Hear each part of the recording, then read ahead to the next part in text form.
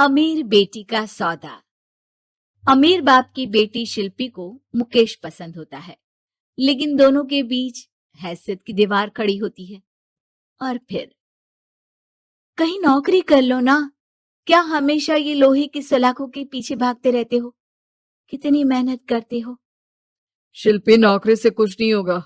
तुम लोगों की हैसियत तक पहुंचना है तो अपना ही बिजनेस करना पड़ेगा, वरना तुम्हारे पापा किसी और से तुम्हारी शादी करवा देंगे। अच्छा, ऐसे किससे करवा देंगे? मैं तो तुमसे ही शादी करूंगी। बोल दिया तो बोल दिया, बस। मुकेश उस बेचारी को समझाता भी तो क्या। दुनिया के रीति रिवाजों से काफी दूर थी शिल्पी। भले ही बड़े बाप की बेटी, लेकिन सादगी इतनी कि क्या कहना।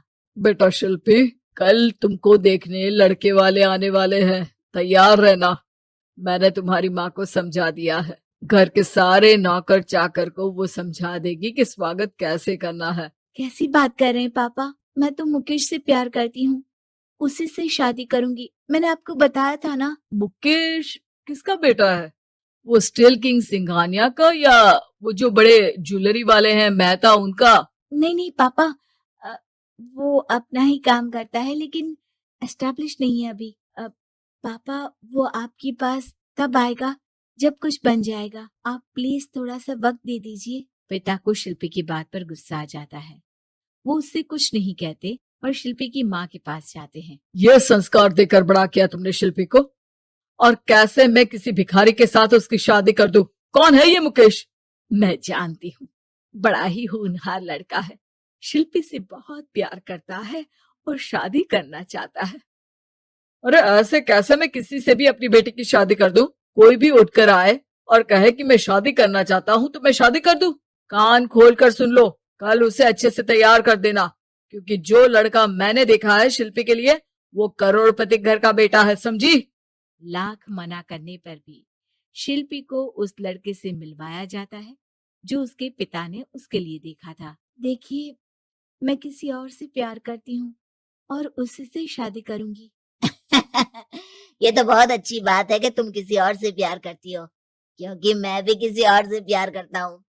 लेकिन शादी तो हम दोनों को ही करनी होगी, जानती हो ना, ये बिजनेस और ये सारा कुछ। शिल्पी को समझ में नहीं आता कि वो क्या कह रहा है, लेकिन वो समझ जाती है कि वो लड़का भी किसी और से प्यार करता है।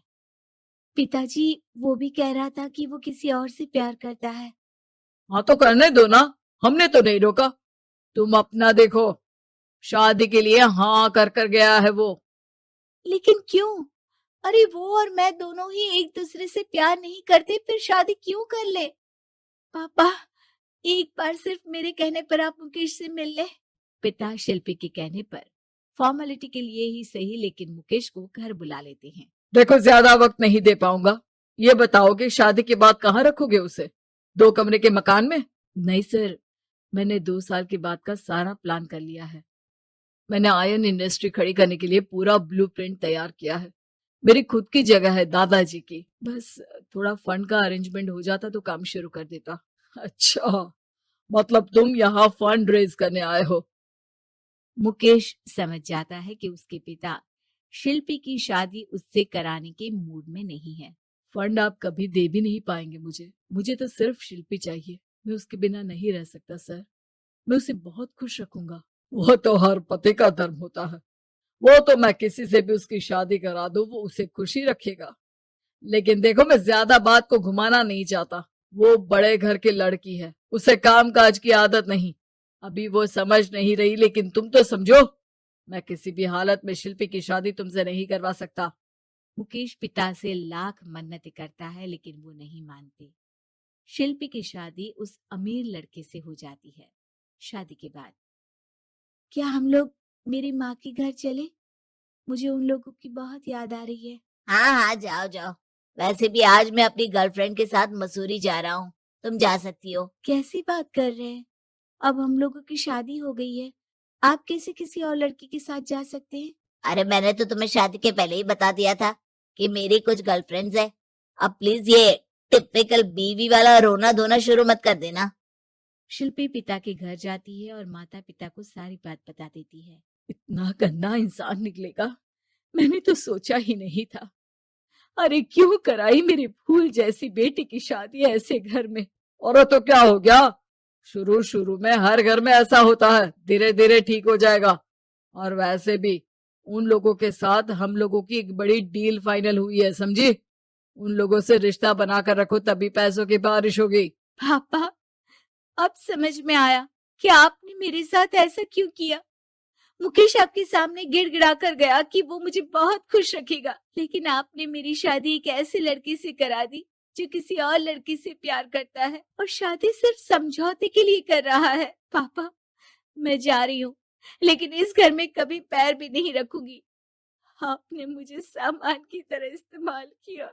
माँ शिल्पी को बहुत रोकती है, लेकिन वो एक नहीं सुनती। कुछ समय बाद, शिल्पी, मुझे नहीं लग रहा कि अब हम दोनों के बीच ये शादी और रह पाएगी। मैं किसी और से शादी करना चाहता हूँ। वैसे तुम परेशान मत हो ना, तुम्हारे पापा के साथ हम लोगों की डील जो चल रही है ना, वो नहीं रुकेगी, क्योंकि तुम बहुत अच्छी लड़की हो। ठीक है, मैं जा रही हूँ, तलाक के पेपर में साइन करके।